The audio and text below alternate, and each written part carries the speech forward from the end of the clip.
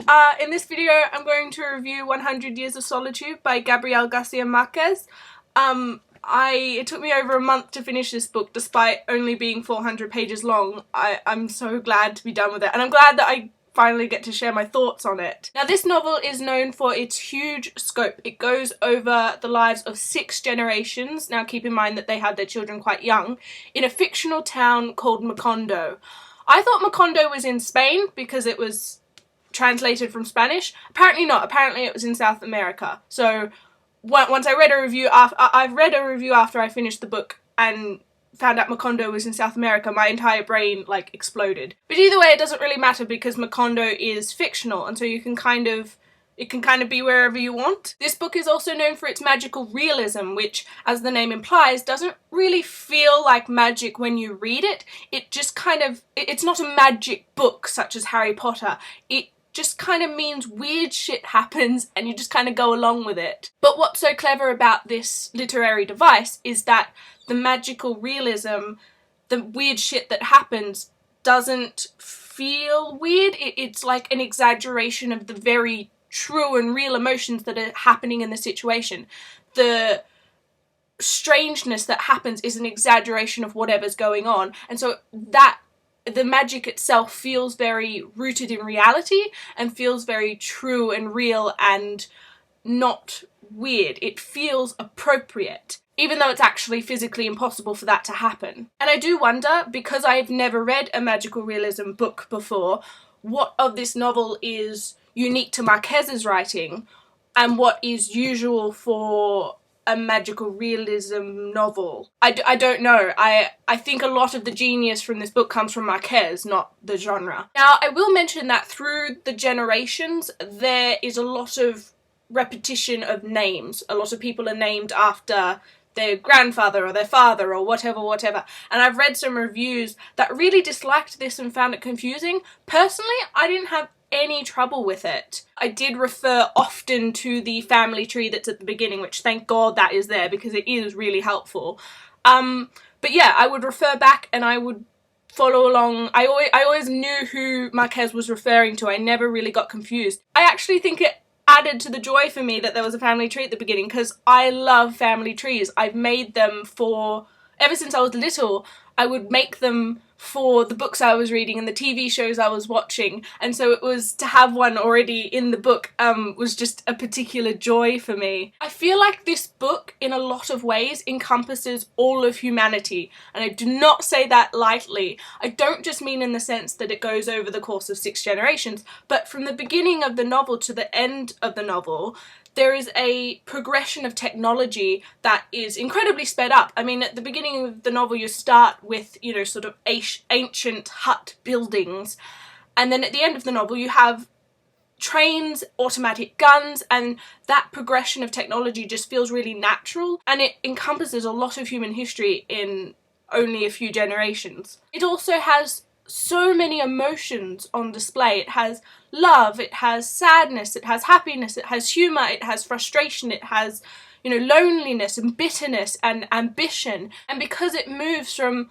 one thing to the next so quickly, you realise how temporary these things are. And you see a lot of repetition of choices and mistakes made throughout the generations. Like I said, this novel has massive scope, and yet it doesn't really feel that way when you're reading it. It's told through hundreds of tiny details, and these details build on top of one another, and it almost becomes overwhelming. And I realised that Marquez, in doing that, is capturing life. You know, life doesn't feel like this big scope. It's just 100,000 million different little details all on top of each other, and you just keep moving forward.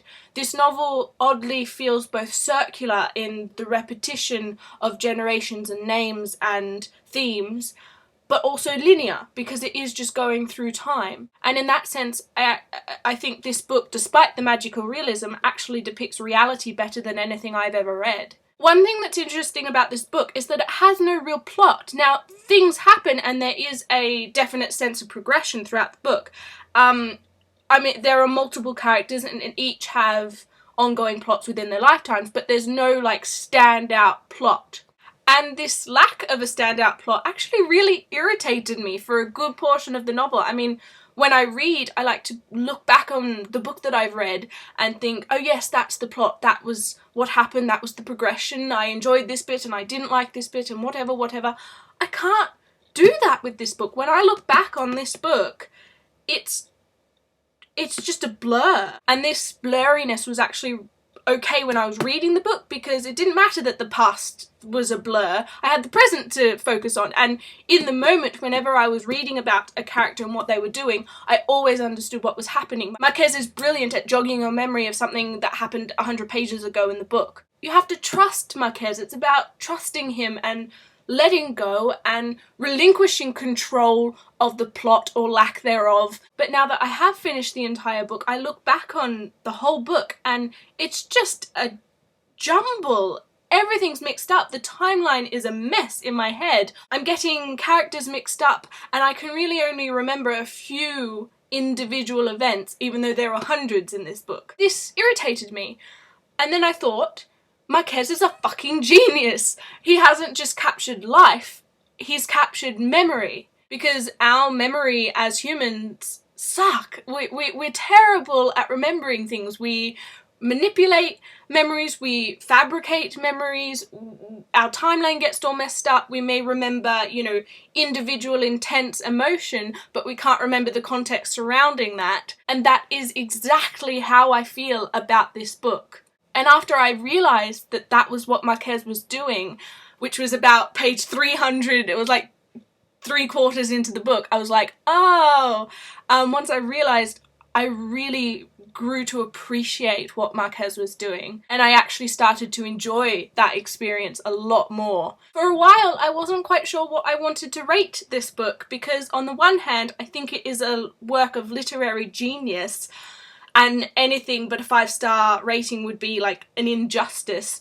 But on the other hand, I don't feel like I have the love and affection for this book that a 5-star rating would imply. I'm not gonna lie, for like a huge portion of this book, I was in a phase where I was just not hating the book. Hate is too strong a word, because if I was hating it, I would have just stopped it. But I was kind of resenting the book for like still happening. I was like, why can't I just be done with you?